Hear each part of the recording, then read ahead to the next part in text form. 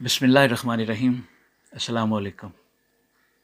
हम जो खाते हैं वो जिस्म का हिस्सा बन जाता है, और जो सुनते हैं, जो बोलते हैं और जो बार बार दोहराते हैं वो माइंड का हिस्सा बन जाता है। आप अपनी सोच बदल कर अपनी दुनिया बदल सकते हैं, बशर्ते कि ये तीन अल्फाज अपनी ज़िंदगी से निकाल दें। पहला लफ्ज़ है इम्पॉसिबल, ये नामुमकिन है। इस लफ्ज़ को बदल दें। नया फ़िक्र आपके पास होगा कि मैं कुछ भी कर सकता हूँ, हर काम मेरे लिए पॉसिबल है।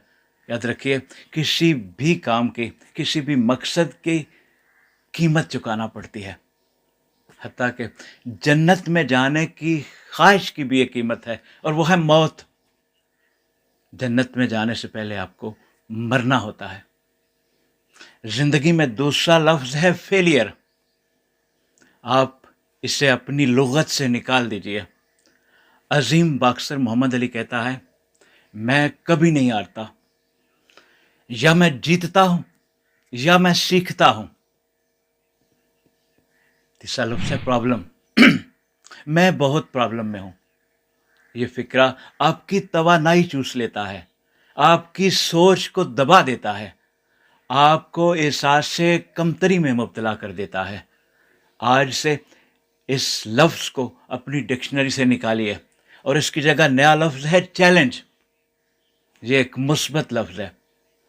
चैलेंज आपके अंदर हिम्मत को जगाता है।